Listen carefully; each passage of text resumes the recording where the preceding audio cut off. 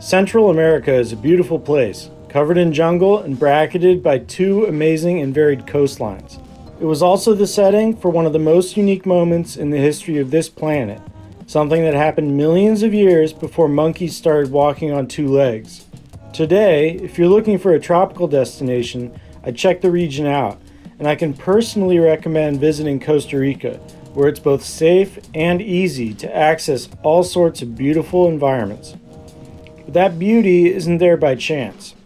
Sadly, the amount of places that were once beautiful, but are no longer, is quickly and steadily rising.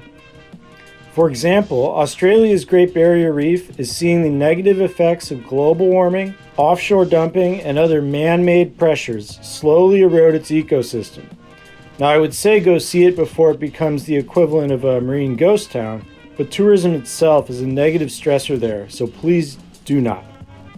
Even the Grand Canyon, one of the most popular parks in one of the wealthiest countries in the world, is facing potential damage, with mining companies circling its uranium deposits like vultures, including a Canadian resources firm, which is a type of villain that will come up later. However, there are places that are holding out, and one of the foremost regions leading this defensive movement would be Central America itself. And that's a great thing because, to be blunt, preserving it should be a priority. From a nature standpoint, it may be the most unique place on Earth. Central America is the thinnest landmass between the Atlantic and Pacific Oceans, with the Panamanian Isthmus well known for the Panama Canal, the route through which cargo ships traverse between those two bodies of water. But this strip of land isn't just a barrier dividing two oceans. It's also a bridge between South America and North America, and that bridge's history is pretty nuts. Now you may be thinking, okay, history before humans, who cares? Well, these events may have taken place a few million years ago, but what happened is super interesting and is still relevant today. The beginning of the story is back a few yesterdays. 800 million years ago, a landmass named Gondwanaland started to form. This supercontinent eventually split up into pieces that make up Africa, South America, India, Antarctica, Australia, New Zealand, and the Arabian Peninsula today. Most of the rest of the world, North America and Asia, for example, including Europe, was once part of another supercontinent named Laurasia. Even after these splits, though, the former Gondwanaland continents share a lot of species with each other, making India more similar to Africa than the rest of Asia as far as plants and animals. Now, hundreds of millions of years later, pieces of Gondwanaland would connect with pieces of Laurasia in three places. The first would be in the Middle East, where the Arabian Peninsula met the Asian continent. The second meeting point would be the Himalayas, where the Indian subcontinent slammed into Asia, and the third would be Central America. The Middle East is largely desert, and the Himalayan region mostly mountainous, while Central America is obviously tropical. The point here is that the majority of species on Gondwanaland and Laurasia weren't able to survive in desert or high-altitude settings, making the meeting of life forms between the two supercontinents in the Middle East and Himalayan areas relatively uneventful. But in Central America, the jungle setting was a prime location for a biological exchange, and things really popped off. Laurasian and Gondwanaland plants and animals have mixed and evolved together in Central America, making it the world's most unique rainforest region, with an insane amount of species from both supercontinents living there. But that's not the only place in the Americas that saw a change after the bridge. Most Laurasian and Gondwanaland species that made it to Central America had a hard time making the jump between the two continents, but a handful of animals that are extremely common in my corner of North America were originally South American species. For example, hummingbirds, which are all over flowers in Northern California, came across the Central American landbridge from points south. The opossums that freak out my dogs and have made it as far north as Canada are also originally South American. Llamas, which I for one heavily associate with Peru, are actually from the Great Plains of North America. And raccoons, the scourge of Toronto, are from North America, but are now present in the bulk of South America, including all of Brazil. And so it is with too many plant and animal species to name here, all because of the bridge. These days, not much has changed there. Central America is still home to biological immigrants from both Laurasia and Gondwanaland, and is still an extremely diverse place. That said, things definitely shifted with the influx of modern human society. Mines and large urban areas dot the region, but overall, conservation of the landbridge's legacy has been decent all over the isthmus. Some countries do better than others, but two nations are especially notable here. First, we have Panama, the location of the Darien rainforest. This area is notorious in that, when building one of the world's most visionary infrastructure projects in the age before conservation, the engineers behind the highway that was to connect Alaska to Chile gave up trying to bulldoze through the area.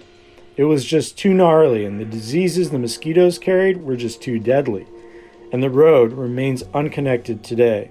And I doubt it'll be built anytime soon, as the Darien is now a massive protected area, slightly larger than Yellowstone National Park in the USA. It's probably the best preserved piece of nature in Central America just because of how isolated it remains. And, almost by default, it's the big boy of conservation in the area. Unless I did the math wrong, the protected portion of the Darien itself is 11% of the landmass of Panama. Given that Panama has 14 other parks and a number of preserves, I'd say that it may well be the most conserved country on the isthmus. However, the country everyone associates with preservation in the region is Costa Rica, which touts itself as being the overall most conservation-minded nation in the world. For example, about a quarter of its landmass is preserved, which is pretty nuts. I mean, it's a little less impressive when you consider the country's size. It's probably easier to get 25% of your land declared as parks when you're around the size of New Hampshire and Vermont combined, but it's still a pretty amazing accomplishment. The country is famously home to 5% of the world's biodiversity on 0.03% of its landmass, which is a remnant of the biological exchange. So the fact that it has such a strong conservation ethos makes it a truly golden spot on the globe. Because of this, I extend a metaphorical high five to the Ticos. You guys rock. The Costa Rican National Park System consists of environments that vary greatly. One of the country's most biodiverse parks, Guanacaste National Park, is dry for half of the calendar. Far cry from the Monteverde cloud forest, which is basically covered in fog the whole year and sustains an ecosystem based on its airborne water. Volcanoes like Arenal bubble and produce hot springs. Beach parks like Manuel Antonio are huge draws, and a Galapagos-like island sits in the ocean of the southwest, although the only people that live there are park rangers. It's a dream for both serious researchers and casual tourists, and Costa Rica puts a lot of effort into making sure things stay that way. According to the national website, there's an Environment and Energy Ministry that works to enforce laws like 1998's Biodiversity Act, which, among other things, aims to preserve nature as a national heritage and promotes sustainable exploitation of the environment. Okay, sure, that's all great, and Costa Rica giving lip service to conservation is fine, but have they walked the walk in addition to talking the talk? Well, you could ask Infinito Gold, formerly known as Vanessa Ventures, the previously mentioned Canadian resources firm. They've been trying to get around $1 billion out of the Costa Rican government after a mine they were going to build had enough opposition grow against it that the government was basically forced to shut the project down.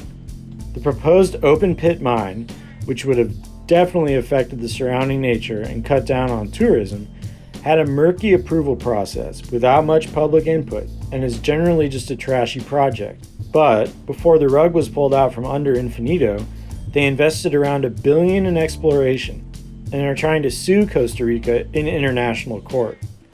Honestly, they're probably on good footing legally, but the odds of the mine actually being built now are very, very slim.